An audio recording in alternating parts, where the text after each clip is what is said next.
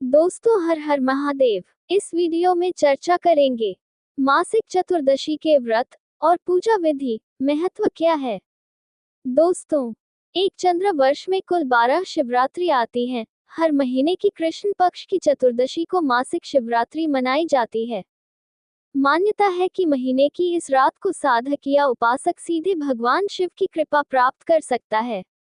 साल फल्गुन माह में आने वाली चतुर्दशी को महाशिवरात्रि के रूप में पूजा जाता है और इस दिन शिव की भक्ति और आराधना से जुड़ी कई कथाएं और मान्यताएं जुड़ी है। महाशिवरात्रि को सभी शिवरात्रियों में अधिक मान्यता प्राप्त है। कुछ ज्योतिषीय विद्वानों और साधकों के अनुसार इस दिन पृथ्वी कुछ ऐसी विशेष स्थिति में होती है कि साधना और प्रभु की भक्ति के माध्यम से व्यक्ति की चेतना सीधे भगवान शिव से जुड़ सकती है। दोस्तों, मासिक शिवरात्रि क्या है और शिवरात्रि क्यों मनाई जाती है? एक ही सवाल के दो अलग अलग पक्ष है। जैसा कि हमने ऊपर बताया कि शिवरात्रि शिव की महान रात्रि को कहा जाता है, जो हर माह के कृष्ण पक्ष की चतुर्दशी तिथि को मनाई जाती है। मान्यताओं के अनुसार शिवरात्रि को ही भगवान शिव पहली बार शिवलिंग के रूप में प्रकट हुए थे। कहा जाता है शिवलिंग के रूप में भगवान शंकर पहली बार प्रकट हुए थे। ईशान पुराण के अनुसार फाल्गुन के कृष्ण पक्ष की चतुर्दशी के दिन भगवान शंकर पहली बार प्रकट हुए, जिसे हम महाशिवरात्रि के रूप में मनाते हैं। इसी क्रम को आगे बढ़ाने पर हमारे कुछ ज्योतिष और मुनियों ने ये जाना कि हर महीने की कृष्ण पक्ष की चतुर्दशी भगवान शिव की आराधना और साधना के लिए सबसे उपयुक्त होता है। हर चंद्र मास की कृष्ण पक्ष की चतुर्दशी को शिवरात्रि के रूप में मनाया जाता है। दोस्तों, शिवरात्रि पूजा विधि के बारे में बताते हैं। शिवरात्रि या मासिक शिवरात्रि का पूजा विधान इस दिन से एक दिन पहले यानी त्रयोदशी के दिन से शुरू हो जाता है। त्रयोदशी के दिन प्रदोष काल में भगवान शिव की पूजा आराधना करें और मासिक शिवरात्रि व्रत का संकल्प लें। मासिक शिवरात्रि की पूजा विधि: घर के मंदिर की साफ सफाई करें, दीप प्रज्वलित करें, शिवलिंग का गंगा जल, दूध, दही, घी, शहद से अभिषेक करें। मां पार्वती और गणेश भगवान की पूजा करें। पूजा के दौरान ओम नमः शिवाय मंत्र का जाप करें। भगवान भोलेनाथ को उनका प्रिय भोग अर्पित करें। रात्रि के समय की गई पूजा और मंत्रों का जाप विशेष फलदायी माना गया है। चतुर्दशी के दिन निराहार रहकर व्रत करें और भगवान शिव का किसी पवित्र नदी का जल चढ़ाएं। फिर पंचामृत से शिवलिंग का अभिषेक करें और शिव पंचाक्षर मंत्र ओम नमः शिवाय का जाप करते हुए पूजा करें।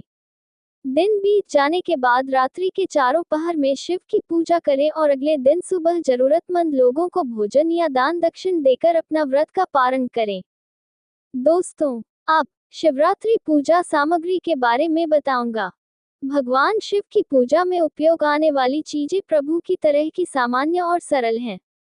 भगवान शिव की पूजा के लिए व्यक्ति को सुगंधित पुष्प, बिल्वपत्र, भांग, धतूरा, गन्ने का रस, शुद्ध देशी घी, दही, शहद, पवित्र नदी का जल, बेर, जौ की बालें, तुलसी दल, गाय का कच्चा दूध, कपूर, धूप, दीप, रुई, मल्यागिरी, चंदन, इत्र, पंचफल, पंचमेवा, मौली, जनेऊ, पंचरस, गंधरोली, वस्त्राभूषण, रत्न, पंचमिष्ठान, शिव व मां पार्वती की श्रृंगार की सामग्री, सोना, दक्षिणा, चांदी, पूजा के बर्तन और आसन आदि।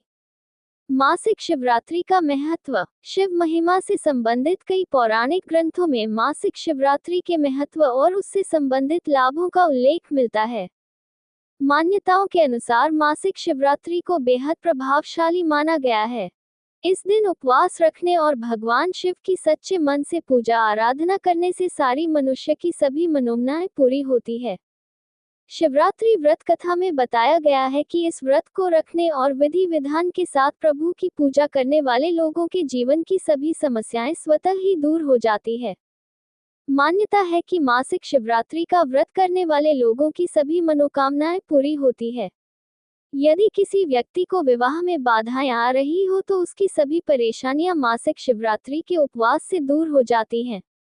मासिक शिवरात्रि के दिन शिव चालीसा पढ़ने का भी बहुत महत्व होता है।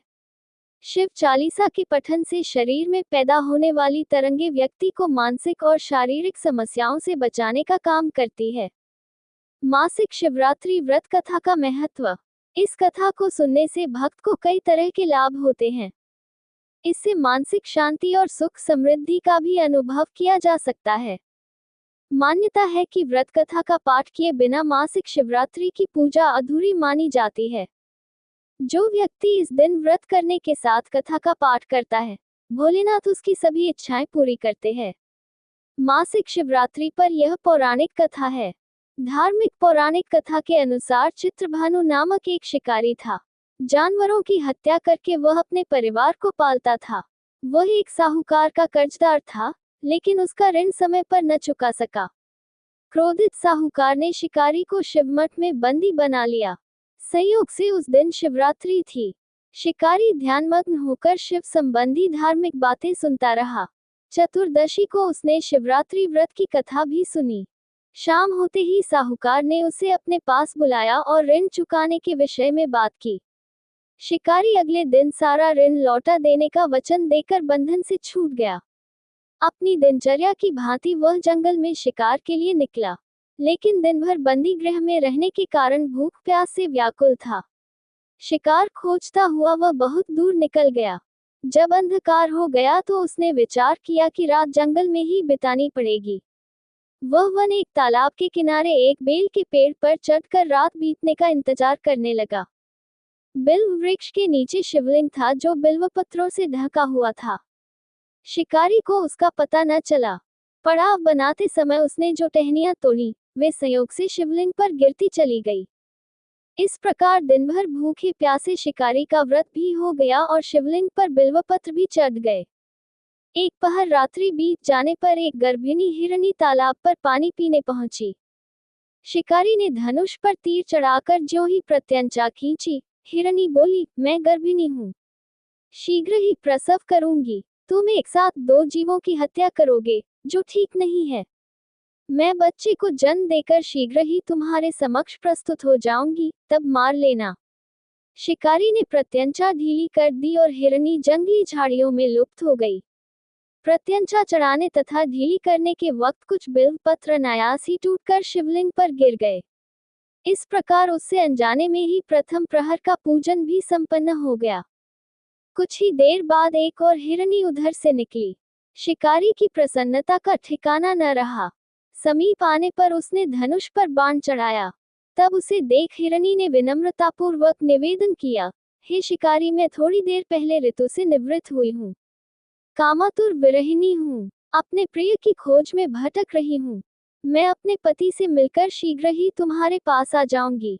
शिकारी ने उसे भी जाने दिया। 2 बार शिकार को खोकर उसका माथा ठनका। वह चिंता में पड़ गया। रात्रि का आखिरी पहर बीत रहा था। इस बार भी धनुष से लगकर कुछ बेलपत्र शिवलिंग पर जा गिरे तथा दूसरे प्रहर की पूजन भी संपन्न हो गई।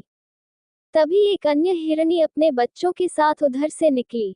शिकारी के लिए ये स्वर्णिम अवसर था। उसने धनुष पर तीर चढ़ाने में देर नहीं लगाई।